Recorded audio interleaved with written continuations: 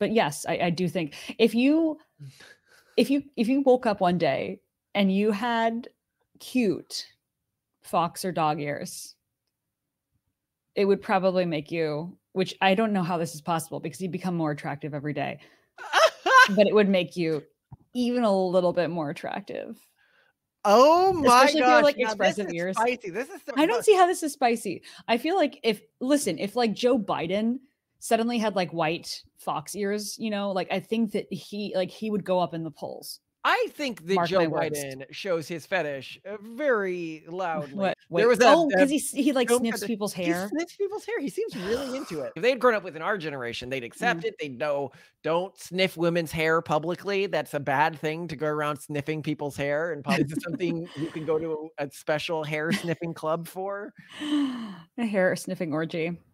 All have a desire to be known, and he's constantly sniffing hair in public. It's not some big secret. But we were saying what's also really funny about like what people think is trad and what people don't think is trad. Furries are super trad. Yeah. Like they're more trad than the nuclear family. What does trad even mean? Like if you're trying to be trad, but you say furries aren't trad or not the type of trad you want to be, what's causing this differentiation? Like what is trad actually if not furries? Because I don't think that that's what people mean. Like the way people use trad today, let's be honest, is not actually traditional.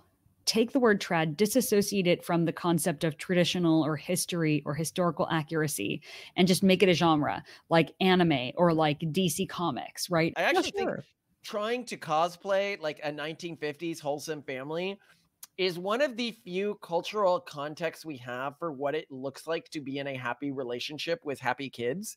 And so if you're trying to figure out or trying to search for how do I build that for myself, cosplaying that, and cosplaying creates the thing you're cosplaying.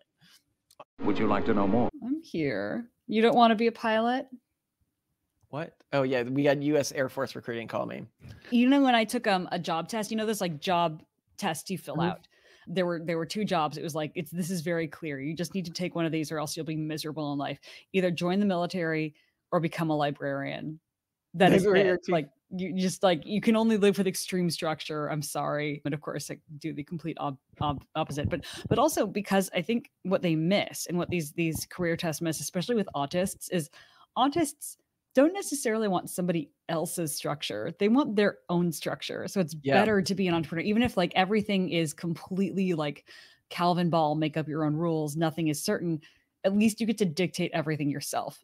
And I die in systems where I have to live by other people's rules. It's the worst. I agree with that. Probably would. What I want to ask you, Mister, is if you were a furry, what would your fursona look like?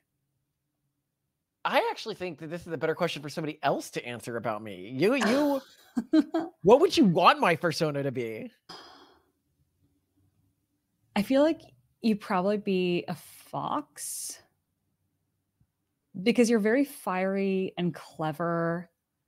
And like you're very loyal and caring. So you're kind of dog-like, but you're not obedient. So I couldn't classify you as dog. You know what I mean? What about a raccoon? Yeah, you're totally a raccoon. Oh my God. And like you also do this thing that I call raccooning. So Malcolm, just for your edification, he like his brain turns off when he has things in his hands. Or even like a wedding ring on his hand. And like when he just gets in certain modes, like he's eating or he gets into a car or he gets home, like his brain turns off and he starts raccooning, or just like stuff just gets shoved in places. And like, you never know where it's going to go. If he's at a restaurant, it's like somehow under a plate. And then we've lost so many of his wedding rings because of this. He can't have it on his hand. I just have this generic like $5 wedding ring. $11. Come on. We're not scrimming here. It's your wedding ring. But yeah, we have like basically all over the house. Like I have hanging on little hooks. I have in my purse. I have in my makeup bag. I have in my like. I love your thing about like I'm like Sonic. Whenever I hit something, just rings explode everywhere. But yeah, you're totally a raccoon. That is your fursona. What about you? A squirrel. Yeah, probably a squirrel. No, you're more deliberate than that. Squirrels are very deliberate. They're always like. No, ew. No, I'm definitely because squirrels like to squirrel things away and like hide things, and they act like they're really busy, but they're really just shuffling stuff around. Oh, but you also like shiny things. I think another raccoon here. Maybe we're a bunch of A little raccoon family, little dirt pandas that live, trash Yeah. pandas that hang out in. But hold You know, on. and you like breaking rules, and I like, well, you know what the raccoons would do when they would break into my childhood house is they would take our cat's food and then they would wash it before eating it. Like they'd dip it in water and then they'd eat it. And then they're so smart and they're so big on collecting. So I guess this would be me. Yeah, Like I big always on want to save. hygiene too. They like washing things. Yeah, they're big on hygiene. So that would be me. And then what we found one day when we like came up in the middle of the night and we could hear them, like they'd bust into our house through the cat door, which was one of those magnetic key cat doors. So like it should not have, but they picked the lock. They're just very smart. Is they had not just eaten all the cat food. They'd found the cat food bag. And we found one raccoon on the outside of the cat door pulling the bag. And we found the other raccoon on the inside pushing the bag, trying to get it out. And of course, that was sort of dangerous situation because in that case, we had a raccoon trapped in our house on the other side of the cat food bag. But these are, okay, our personas are raccoons. Before we go further on this, I was recently watching because I was like, I got to recommend this anime. And I have forgotten to recommend this anime before. Okay. But Spice and Wolf. But that's not about furries. It's about a fox girl. No. But I was thinking, because you were asking me and I was asking you, what persona would you be? Oh. My last girlfriend, or not my last, but my other really serious girlfriend, who you know, she was in our wedding party. I don't want to name names here. So the beautiful one. Yes. Well, they were all beautiful, but the most beautiful one. She looked and acted exactly like the female protagonist from this anime. Oh, really? Very much wolf energy, I guess you would say. So yeah, just so you know, the anime, if you do want to watch it, it's about economic games. So like when there's conflict in the show, it's over something like some sort of economic battle. You know how like in Naruto they would have like but if it takes place in medieval Europe, basically. So medieval Europe, economic battles with a spicy wolf girl. If you're interested in that, Spice and Wolf, check it out. Very, very top tier anime. Very educational too. So, what's the topic of this video, right? Because recently, we've done some things where we point out that what people can, and we have a video on this, what people think of as a trad wife is a progressive conspiracy, in that it was really something created by Hollywood in the 1950s that was never really lived by that many people, a lifestyle lived by that many people. Right. And among the people who were living it, it was a fairly new lifestyle that had really only begun to be experimented with in the 1910s to 1920s. Yeah. And right now it's almost a completely dead lifestyle. Well, people pretend it isn't, but it is not sustainable even when they pretend. Well, no, it's economically unfeasible for 90% of the population. Yeah, unless you're super rich, then you can cosplay it all you want. Yeah, you can cosplay whatever. But what I'm saying is it doesn't work. It's like a large scale. But we were saying what's also really funny about like what people think is trad and what people don't think is trad. Furries are super trad. Yeah. Like they're more trad than the nuclear family. Far more trad than the nuclear family. Furries are more trad than Christianity. Furries are oh my gosh, you're right. Trad than even traditional ultra-Orthodox, like as much as you can go back, Judaism. Yeah.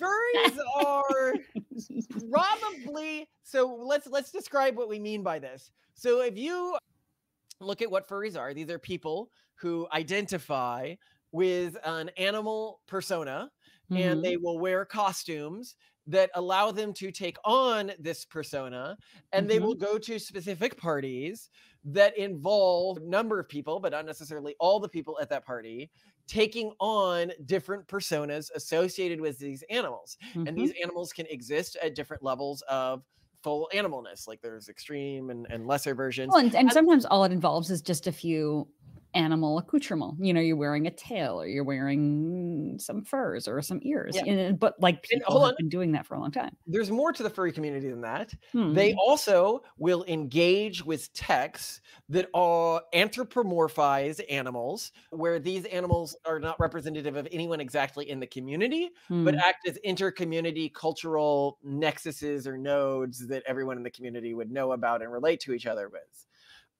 This is not just what furries do. This is what ancient Egyptians did. This is what ancient Africans did. This is what ancient Native Americans did. This is what ancient Chinese did. But a really interesting thing, sorry, a little side note before we go further. Remember I was talking about like a cultural touch point here? So a lot of people, you know, they might see our show and they'll be like, why do you always have like these low culture, like these pop things like appear in the show? And like, why do you communicate that way? Darmok and Zilard at Tanagra. Shaka. When the walls... The clip I just played is of this traditional Star Trek episode where they meet a species that communicates entirely in cultural references. Love and that. I think when you see this species all talking to each other, Simone, is that a bit like you when you go to a family meeting between me and my brother? Yes. Because he, just like me, just constantly quotes shows as a way of relating or describing what's going on. It appears they're trying their best, as are we, for what it's worth. Shaka, when the walls fell. Darmok. Rai and Jiri at Lunga. Shaka, when the walls fell. Sina at Anzo. Sina and Baka. Darmok at Tanagra. Shaka, Mirab, his sails unfurled. Darmok. Mirab. Tamok.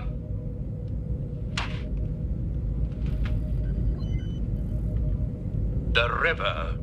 Tamok. Oh, and he'll test you. He'll be like, do you know what that's from? If you don't know it, like he will judge you. Yeah. Oh, and it's low stuff as well. Like, oh, you don't know this random anime quote that you should know? You don't know this? Within our family culture, it would be considered very arrogant to quote or reference really cultured things. Like a form of extravagance or finery or vanity that shows you to be lesser and insecure. So you almost end up competing on how low culture the things you're quoting are, because to show yourself as high status, you need to have achieved a lot, but not be embarrassed about how you present yourself or the things that you show that you engage with. And so you almost sort of flex how not embarrassed you are. Thus this episode on furries. Anyway, back to it. But yeah, furries are something that humans have traditionally been doing throughout our entire history, and are probably one of the most common cross-cultural references you see when you look at early human cultures. And yeah, they're universal. It's not just the early days. And I think that this is the thing. So when I talk about like within the furry community, they have some like animals that they anthropomorphize that are part of their stories. Well, this is what you see in early Native American religions, early Egyptian religions, early African religions, or even current ones in these communities, where you will see them anthropomorphizing animals that are, you know, they would see them as gods or something because they're part of this early religious framework, but they're not exactly gods often. They don't really interact with people's lives. They're more like shared cultural narrative touch points. You also have this in early Europe. So don't anyone say that like this is not a European thing. Europeans definitely had these if you look at early European history. So even that's the same. The idea of dressing up as animals you'll see in these cultures, the idea of dancing or going to parties where you dress up as these animals, the idea of partially identifying, like they have different ways of relating to this. Like maybe an animal spirit partially overtakes you and you partially become this animal, right? But this is what you see within furry communities. It is fascinating to me that it is just this ancient ritual that people are performing. But it gets more interesting than that. So if you look at masquerade parties, so the original masquerade parties. So a lot of people, when they hear masquerade parties today, they think of people walking around with little like those half-assed masks. The original masquerade parties, you would take on an alternate persona. And many of these personas were, I mean, there was a diversity of ways that you would do it, but they were clearly like medieval iterations of these early furry parties. FurCon. What? FurCon, medieval edition. Well, I mean, you could say that people are doing this when they, you know, the idea of dressing up as shared cultural touch points, like you would have at an anime convention or something like that, is also a very ancient thing to do. No, totally. And go to conventions where everyone does this and like you're channeling these entities. Well, even like the 14th, like, you know, cosplaying is different. Mythical creatures. Or Rome. The 8th did it. Yeah, no, totally. Yeah, people anybody who knows knows their like, favorite characters throughout history when they can afford to. Well, yeah, well, Roman emperors would often do this, where they'd be like, Totally. I'm this mythological deity, you are Yeah. this mythological deity. Yes. Let's also have sex as these mythological deities. Well, then they're practically then you're almost otherkinning it. But anyway, we'll not go there. We'll No, stick but with let's furries go today. there. Otherkin. Otherkin are people who believe that they have some sort of spiritual connection to what we would think of as fictional identities, Right. like a character from Harry Potter or an anime character. Right. And they think that that is part of their personality. You know, I was talking to an Otherkin recently, and they were like, it's really interesting how much the Otherkin social networks have changed recently. So it used to be that if you ran into somebody who had the same identity as you, that was seen as like a bad thing, and you wouldn't want to overlap identities within social networks. But now people disproportionately and intentionally seek out people who have these different identities. Yeah. And they were talking about why people do this, like female puberty. Yeah. So, I mean, I get it now because I get that there is this extreme desire to belong to a group. And also, like, you have a crisis of identity when you hit puberty and you're like, my body is changing, my feelings are changing, like, who am I? And you don't really know who you are yet. And you also don't have the means or independence to figure out who you are. But, like, if your friends start tagging you as like this character, and this character is fully fledged, out of the box, pre-assembled, they have their lives figured out, it's like incredibly comforting. And you just be like, yeah, I'm that person, or I'm that character. And so that would be really comforting. And these days also, because I think we are experiencing like maximum atomization and isolation in society, I could see why also otherkin of a particular character who may have in another time not been so thrilled to see another one of their same character are now thrilled to see it, because just like, now I'm not alone. Now there are other people like me, and like I feel less alone in this moment. So yeah, that also makes sense to me. But well, they also other believe that they share are different. Yeah, shared goals, shared values. You know, that's comforting, because we in progressive secular culture, there's not a whole lot of shared goals and values. So like, if you can just find the same character as you, I guess that's the closest you're going to get to that amazing feeling, which is really depressing. But there you go. So this brings me to an interesting question. Yes. So I mean, people will see this and they're like, okay, this is obviously true. Like, furries have been around for a long time. Well, but then why are people so weird about furries? Because people love hating on furries. We'll talk about that in a second, but I want to talk about, well, but we can talk about that now. What does trad even mean? Like, if you're trying to be trad, but you say furries aren't trad, or not the type of trad you want to be, what's causing this differentiation? Like, what is trad actually, if not furries? Because I don't think that that's what people mean. Like, the way people use trad today, let's be honest, is not actually traditional. It's not actually traditional, and they don't actually mean they want to go back to traditional ways of doing things. They don't want to go back to what does trad mean then? Right. So very interesting. So first, well, so actually, I think it's a cultural aesthetic that is based around a fantasy that never existed, just as much as furries or people who go to conferences, or, you know, they are cosplaying as something that never existed. But so they trad is genre that in it's completely, so take the word trad, disassociate it from the concept of traditional or history or historical accuracy, and just make it a genre like anime or like DC Comics, right? And then that's a thing, right? Yeah. But I think it works. Now, let me be clear. I am not denigrating this trad concept. I actually think trying to cosplay like a 1950s wholesome family is one of the few cultural contexts we have for what it looks like to be in a happy relationship with happy kids.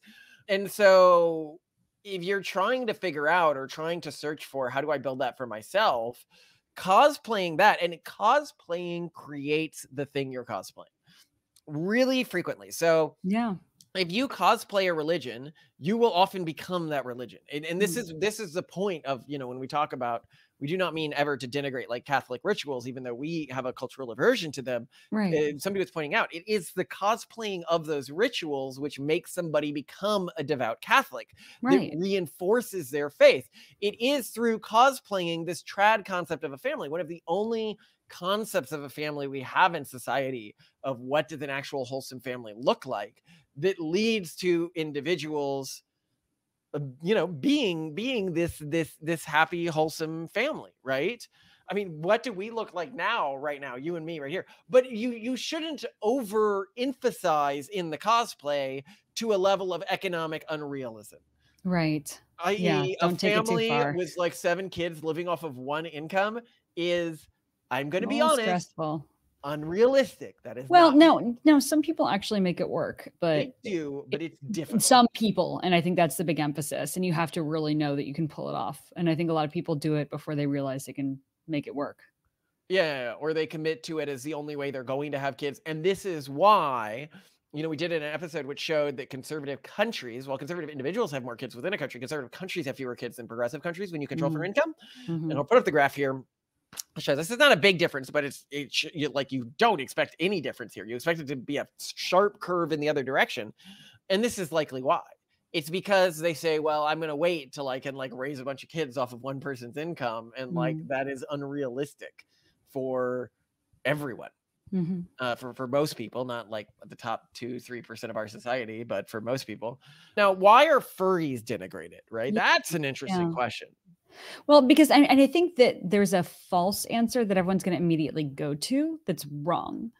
And I think that false answer is because there's sex stuff, which is, it's weird because also like, okay, but in trad marriages, there's sex stuff. Like, I'm sorry, do you like in BDSM, there's sex stuff, and that community isn't as denigrated as a furry community. Yeah. So it's not the sex stuff. Although I guess like we, at least within BDSM and with trad, the sex stuff is not sometimes correlated to zoophilia, whereas there is a bit of a like zoophilia slight, I would say weak correlation with the furry community. Like it's not intense, but it's there are some furries that are into that. Yeah, absolutely. But I wouldn't say that the community is like disproportionately zoophilic. Yeah, not at all. No. Okay, I will say the community is disproportionately zoophilic when contrasted with the what are you general going to do? It's animals. I mean, but it's not your average furry isn't zoophilic. I'd say that right. Maybe 3 to 1% of the community is.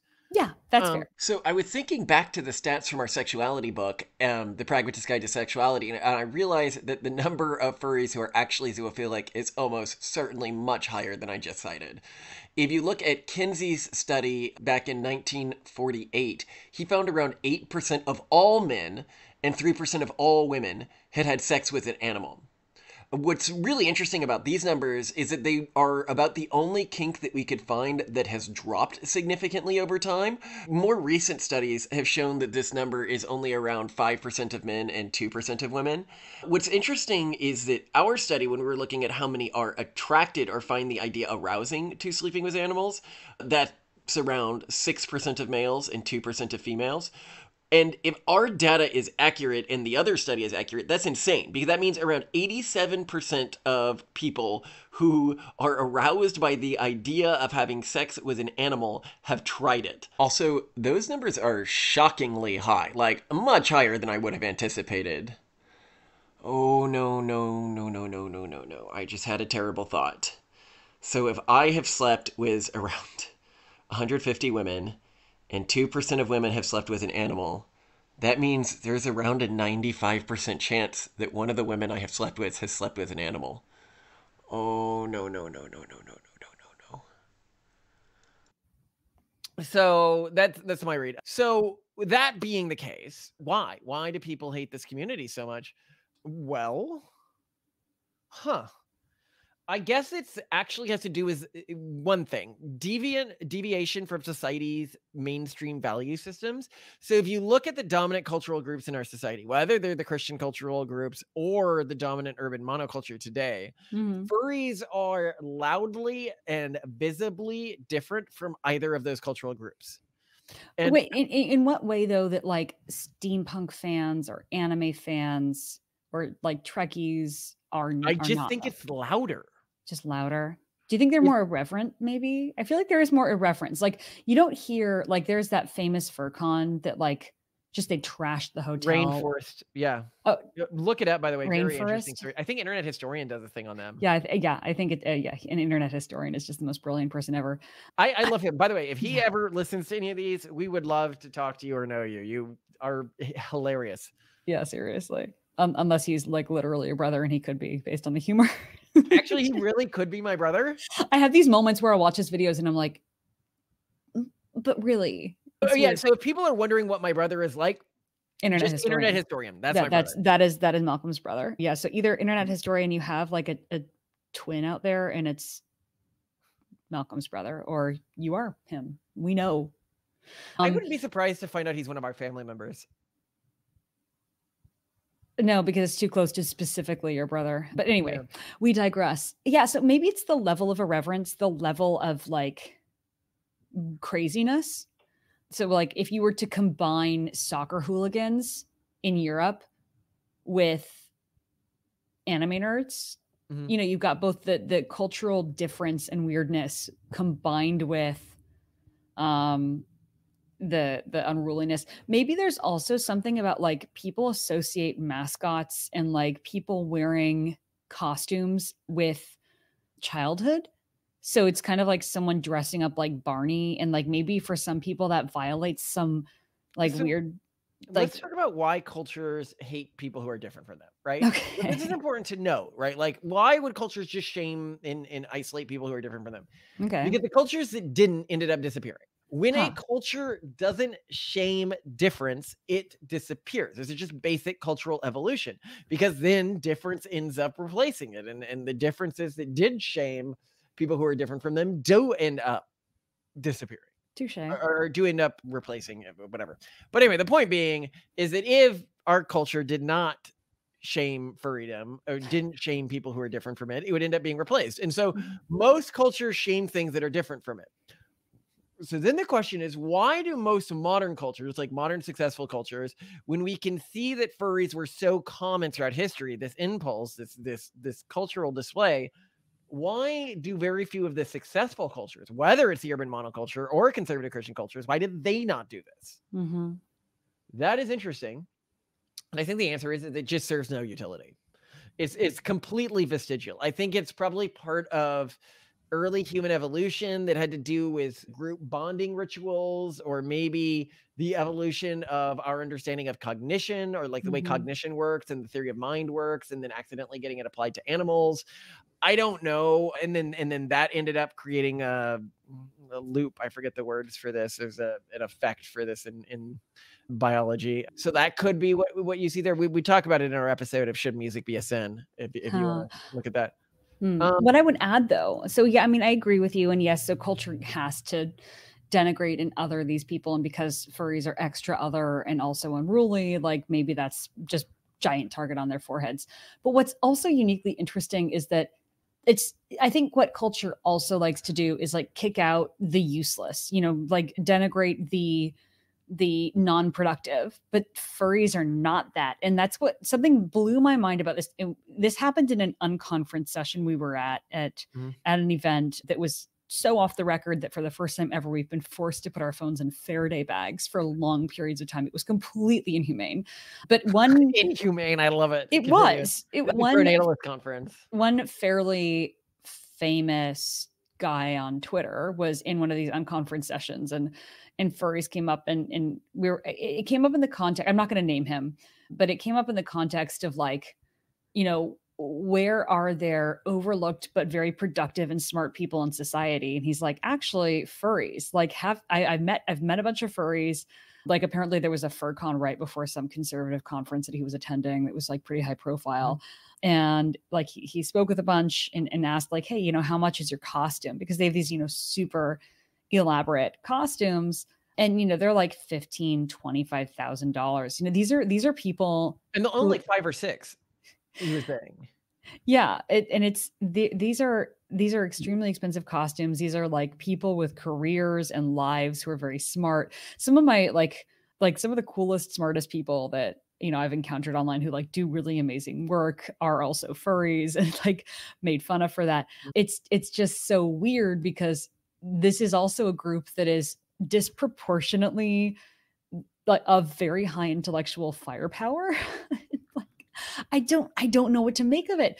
But okay, so I'll ask you a question. Okay. You want to get spicy here. Always. Do you think that people with some animal features, you know, like anime characters and stuff like that, are attractive? But I think it's kind of universally understood that cat ears and fox ears on both men and women. So this is not, it's not just cat girls. And I think people have a big misunderstanding here. I just actually was hearing the other day, I can't remember where I heard this, but like a major hacking group that I guess is kind of like, we'll say 4chan adjacent, has like recently taken stuff by ransom, and they're like, we will not return it until you find some biological way to engineer cat girls, or like you, like that's how they troll them, which is just amazing. I just have to say that, like, I'm glad they're doing God's work, these people. But it'd be gross in real life though. it depends, Malcolm. Yeah, probably. Because I mean, have you actually looked inside cat ears? They're really weird. Yeah, actually, you're not wrong. Maybe dog ears. But I will say, so it's not just cat girls. Think about Inuyasha. Like a lot of girls. No, I'm thinking there was this anime where like people would have like eggs. The anime is called Shuguchara. I'll find it out, that like represented their like powers, and then things would hatch out of them. And would they lay the eggs? It had like 17 seasons. It was like a really popular... would they like crouch and lay an egg? No. Like they came out of their soul. Like they represented their soul, and then like little chibi characters would hatch out of it. Okay. But anyway, the major love interest, like the tuxedo mask in this, with a guy who had cat ears, and his little thing was like a black cat.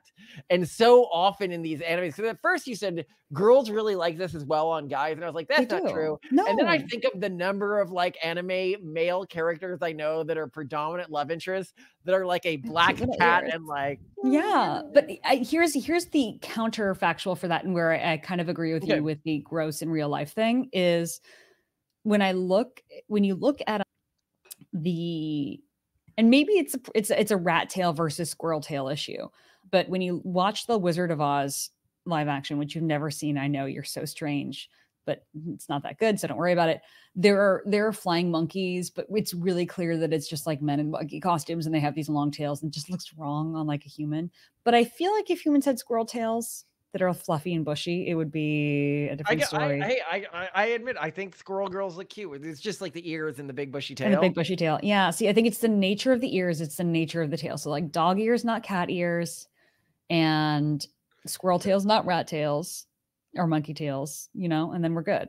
But yes, I do think if you woke up one day and you had cute fox or dog ears, it would probably make you, which I don't know how this is possible because you become more attractive every day, but it would make you even a little bit more attractive. Oh my god! Especially if you're like expressive ears. Spicy. This is so I don't see how this is spicy. I feel like if like Joe Biden suddenly had like white fox ears, you know, like I think that he would go up in the polls. I think that Joe Biden shows his fetish very loudly. I would not be surprised if I go to his office and there is just random people's hair clippings in his desk. Hair. There was because he like snips people's hair. He snips people's hair. I was waiting for Joe and just staring at his desk when I decided I'd have a little look-see inside the drawers. Uh-oh, I think I might know where this is going. I opened one, then another, then another.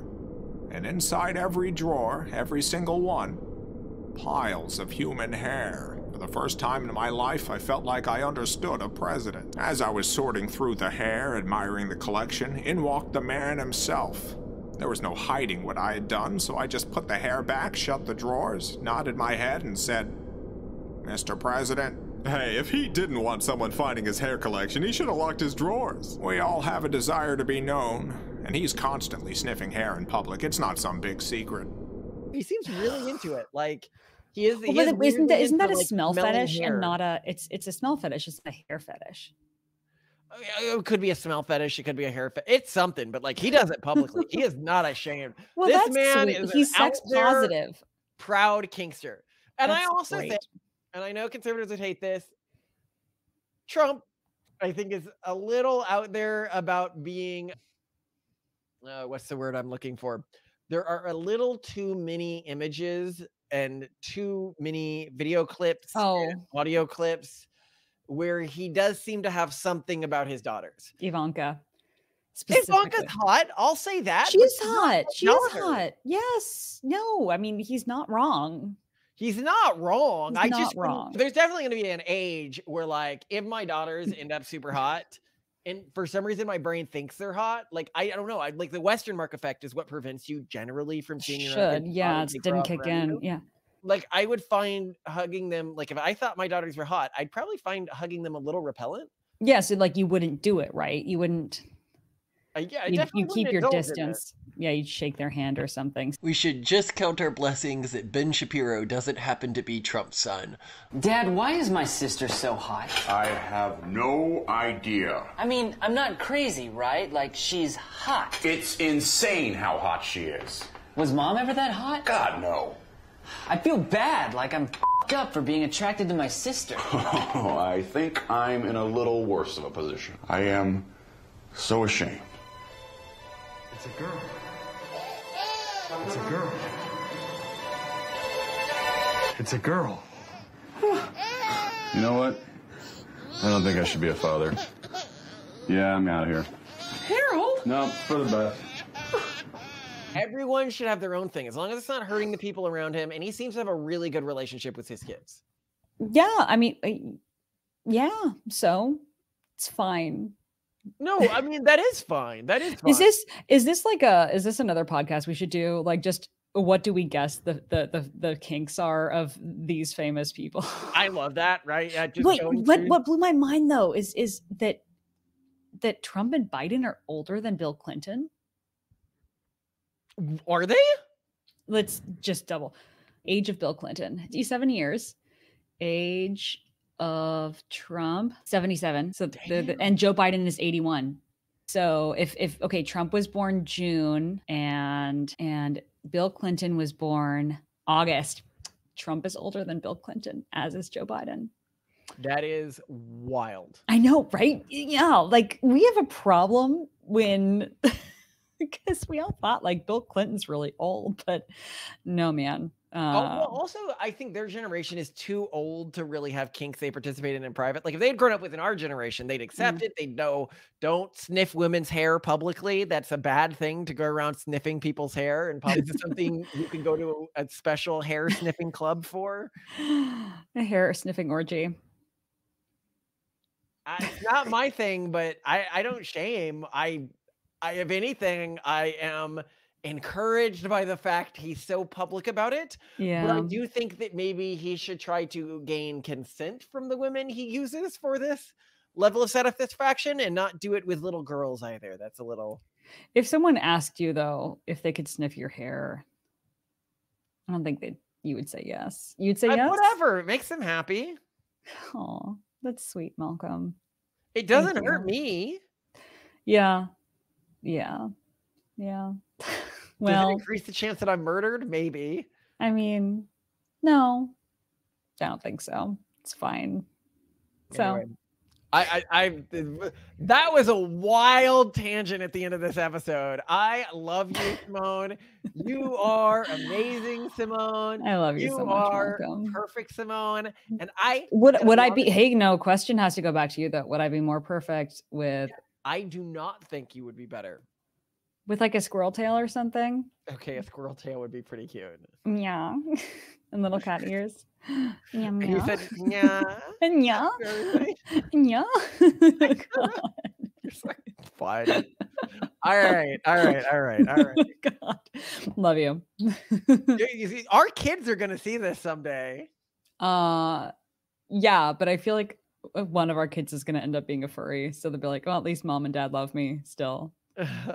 I could definitely see that. It's so common these days. Anyway, you're the best, Simone. I love you, Malcolm. Love you too.